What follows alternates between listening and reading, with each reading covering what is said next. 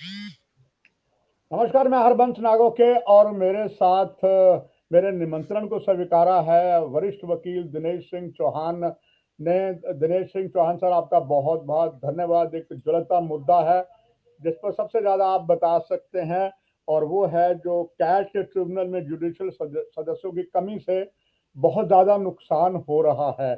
तो आपका अनुभव दर्शकों के लिए लेना चाहूंगा। इससे पहले दिनेश सिंह चौहान साहब, आपसे मैं वार्ता करूं, आपसे ज्ञान प्राप्त करूं दर्शकों के लिए और सरकार के लिए, उससे पहले अगर आप मुझे इजाजत दें तो मेरे पास अभी अभी जब आपको हम लाइन पे ले रहे थे दिनेश सिंह चौहान साहब, एक लेटेस्ट खबर आई है। तो मैं समझता हूँ हमारा न्यूज बुलेटिन निकल चुका है। श्योर श्योर श्योर तो, सर श्योर। तो मैं सर उसको उस खबर में मैं आपको साथ में ले लेता हूँ। तो इसमें ये है सर, खबर ये है दिनेश सर के जी ये एंटी नार्कोटिक जो टास्क फोर्स है जिसके एसएसपी विनय शर्मा यहाँ की कमांड कर रहे हैं, इनके पास एक पुख्ता जानकारी मिली थी और इन्होंने एक नाका लगाया नरवाल, सिद्रा नरवाल पोस्ट के पास, जहां पर इन्वायरमेंटल पार्क भी है।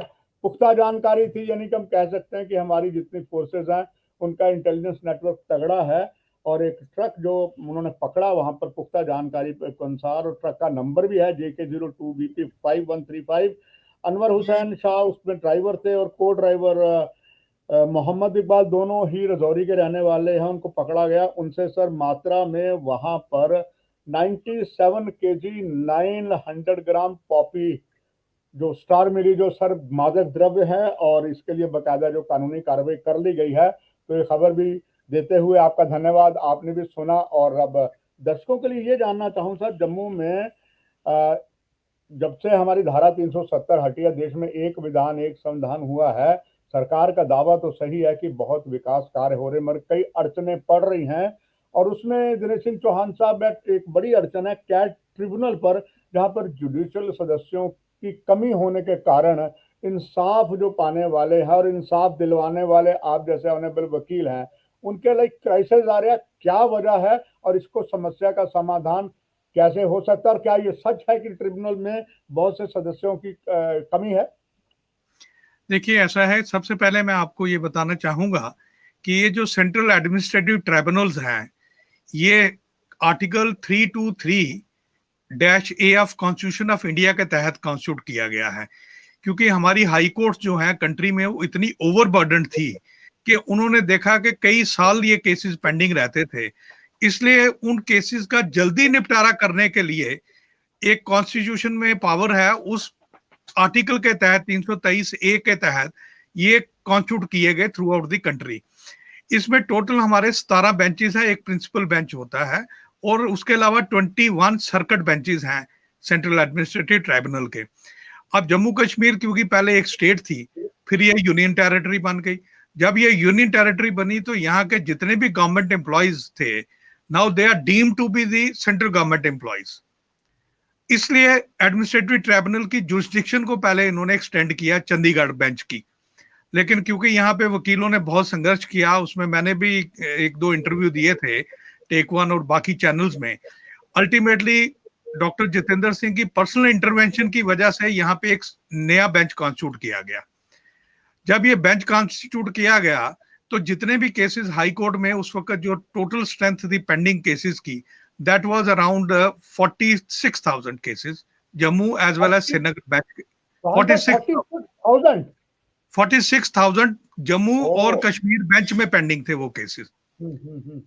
उसके बाद इन्होंने कहा कि सारे के सारे केसेस ट्रांसफर हो जाएंगे, deem to have been transferred, क्योंकि जब ये बेंच कॉन्स्टिट्यूट हो गया तो सारे के सारे केसेस ट्रांसफर हो जाते हैं। अब मैं आपको एक बड़े हैरानगी की बात है कि यहाँ पे हमारी कंट्री में इन्होंने बेंच तो यहाँ स्टेट ये यूनियन टेरिटरी को दे दिया, लेकिन यहाँ जो जम्मू बेंच है इसकी स्ट्रेंथ टोटल इन्होंने 2 मेंबर रखी है। 2 मेंबर में एक जुडिशियल मेंबर होते हैं, एक एडमिनिस्ट्रेटिव मेंबर होते हैं। एडमिनिस्ट्रेटिव मेंबर जो होते हैं ये कोई रिटायर्ड आईएएस ऑफिसर हो सकते हैं या किसी भी दूसरे फील्ड से हो सकते हैं, पोस्टल सर्विस से हो सकते हैं, किसी भी तरह से। यहाँ पे एक हमारे लोकल जज थे मिस्टर आर के जैन, तो वो यहाँ पे हेड करते रहे। अब अनफॉर्चुनेटली 8 मार्च को उनकी भी रिटायरमेंट हो गई है। अब यहाँ पे आप यकीन करेंगे, पहले तो बैठने के लिए बेंच के पास जगह ही नहीं है। एक छोटी सी बिल्डिंग है, आपने कई भी बार देखा होगा, ये तहसील के साथ ऑफिस में है, जिसमें हमारा जी अकाउंटेबिलिटी कमीशन होता था। बिल्कुल सर। जी जी। जी तो बिल्कुल। उसके अंदर बैठने के लिए टोटल दो उन्होंने कोर्ट रूम्स बनाए हैं। ये तो कोविड की वजह से वो फंक्शन ना हो पाया और ना आज तक हुआ है।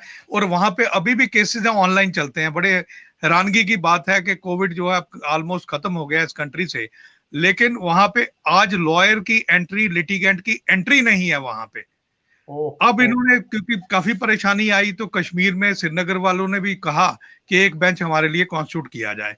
फिर ये वहां पे भी एक बेंच कॉन्स्टिट्यूट किया गया और वहां से जितने केसेस थे वो ट्रांसफर हो गए, वो उनके पास चले गए। आज की डेट में अगर मैं आपको डाटा बताता हूं, ये ऑफिशियल डाटा है, जम्मू जी बेंच में आज के दिन 17 के नए केसेस दायर हुए हैं। हरबंस जी, केसेस तो दायर हो गए, लेकिन सुनने वाला कौन है? अब किसी को ट्रांसफर हो गया है, उसको इमीडिएट स्टे चाहिए, या किसी का प्रमोशन का डिस्प्यूट है, किसी को कंपैशनेट अपॉइंटमेंट चाहिए, यहाँ पे कोई बेंच नहीं है। एक बेंच जो है ऑनलाइन सिंगल जो जज है या एडमिनिस्ट्रेटिव मेंबर है, वो दूसरी जगह से बोलते हैं और वो सिर्फ इन केसेस को सुनते हैं। अब टोटल जो आज की डेट में जम्मू बेंच में पेंडिंग है वो 9,60 केसेस पेंडिंग है जम्मू ओह बेंच में। मैं सिर्फ एक जम्मू बेंच की बात कर रहा हूं। और इसमें अभी शुक्रिया अदा मैं हाई कोर्ट का करना चाहूंगा, उन्होंने सारे केस अभी ट्रांसफर ही नहीं किए हैं। जो मैंने 46,000 का कहा था, ये एक जी सर। 50% सारे उन्होंने ट्रांसफर किए हैं।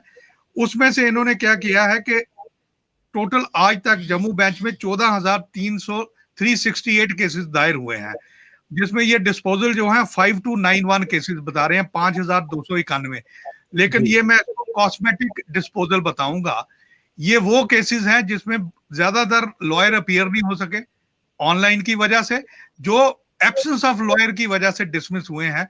Dismissal because of non appearance of a lawyer, that is not a decision.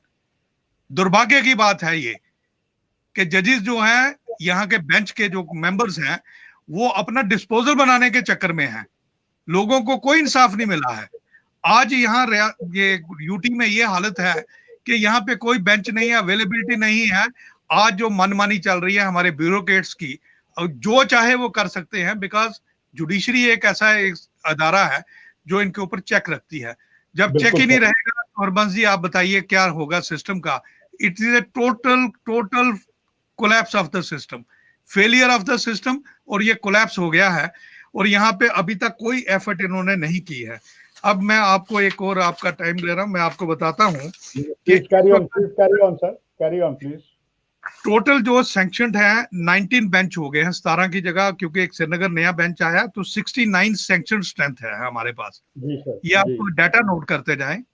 जी 69 में जो है एडमिनिस्ट्रेटिव मेंबर्स की जो पोस्ट है वो टोटल 16 है इस वक्त फंक्शनल ओह कंट्री में, जबकि 19 पोस्टें वेकेंट हैं वो 19।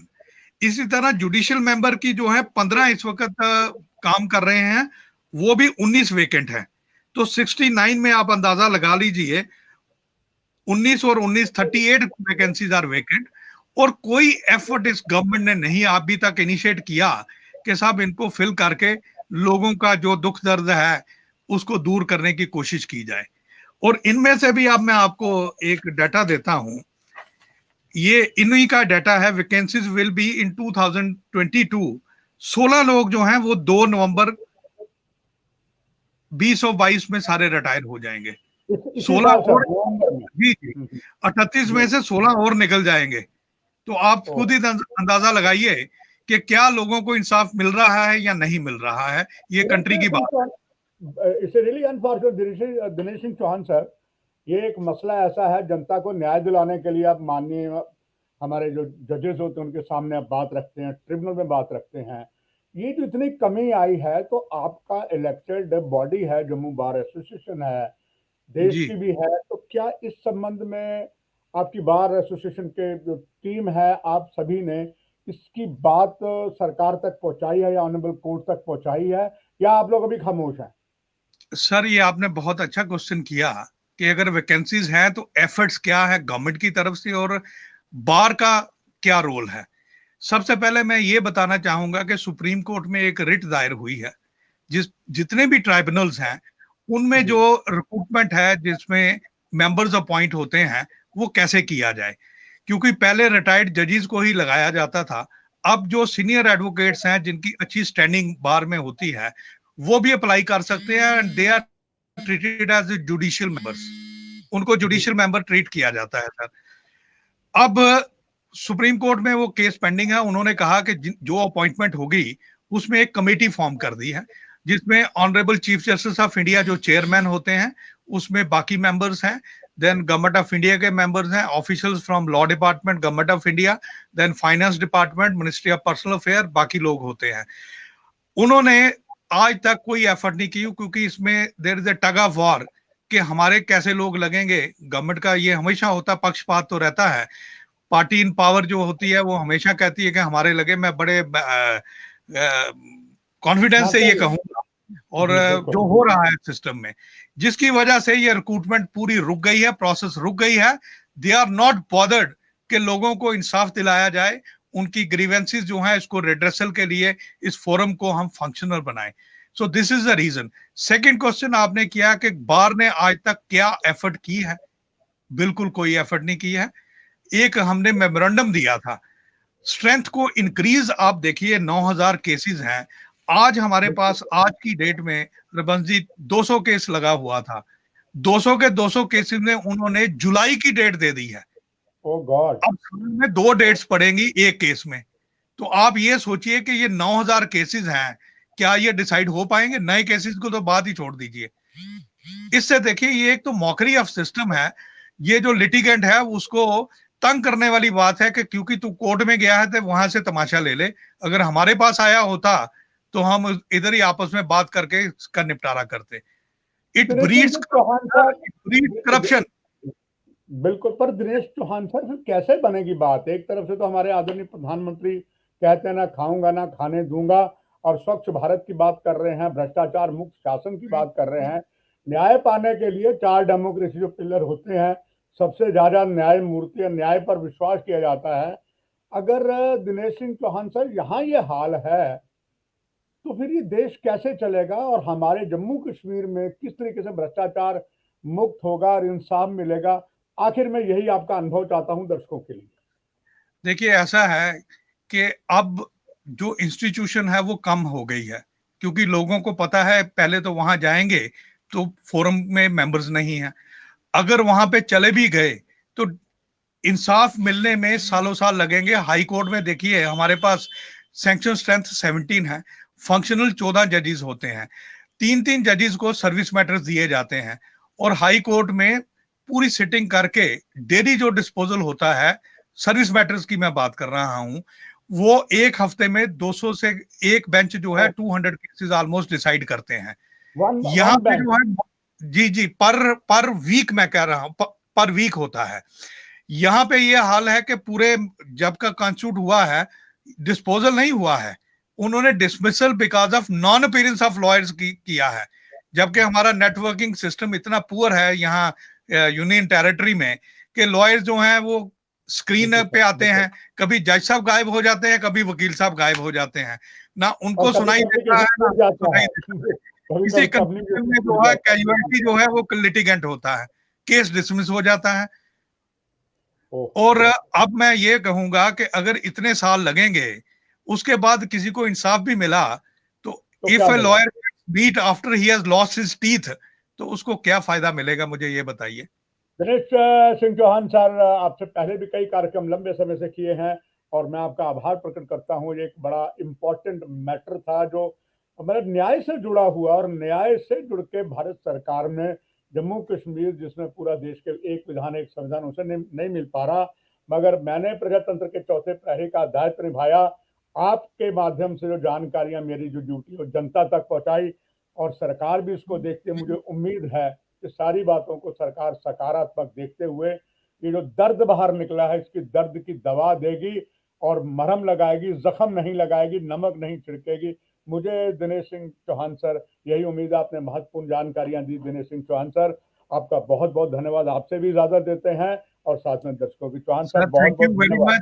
Thank you very much. मैं लास्ट में एक चीज ऐड करूंगा। जी पहले तो प्लीज। आपका शुक्रिया और आपके चैनल का कि आपने इतना इम्पोर्टेंट इशू जो है, जो हमारे प्रेस और मीडिया से ये छूट गया था, आपकी नजर पड़ी। ये जनता का इशू है, जो ये लॉयर्स लीगल फ्रेटर्निटी का इशू नहीं है। उस पे रोशनी आपने एक इसको प्रोजेक्ट करने की कोशिश ये की, आप ही रेकअप के किया है। दिनेश जी, आप ही के माध्यम से आप लोग मुझे इतना प्यार देते हैं। हाल ही में जिस तरीके से सूरदास जी, सूरज सिंह, जिनकी दोनों आंखों में रोशनी नहीं थी, हमने लगातार जी उसकी की, और हम we are grateful to the honourable chief justice साहब उनके और एलजी साहब के। उसको शायद इंसाफ मिल जाएगा। दिनेश सर, जब आपसे बात की उससे पहले मैंने एक ब्रेकिंग खबर दी थी नारकोटी की, अब एक खबर जी और आपको ब्रेकिंग ही चल रहा है साथ साथ, क्योंकि हमारी खबरें निकल चुकी हैं। और आज भी पाकिस्तान में जो बुरहान वानी है, वो आज भी उनका पोस्टर बॉय है, और आज बेशर्मी हरकत पाकिस्तान ने की है। बुरहान वानी की जो वहां परेड की है पाकिस्तान में, मुस्लिम देश है, वहां पर बुरहान वानी का फोटो लगाया, तो इससे पता लगता है कि पाकिस्तान अभी भी कश्मीर पर गिद्ध जैसी नजरें रखे हुआ है और प्रशासन उसे हटा पाने में विफल है। बस ये ब्रेकिंग खबर भी आप भी थे, जनता को दे दी। यहीं पर कार्यक्रम की समाप्ति। पुनः दिनेश सिंह चौहान सर, आपको धन्यवाद देते हुए नमस्कार। Thank you very much sir. Thank you जी, much thank you obliged. Sir, thank thank you sir.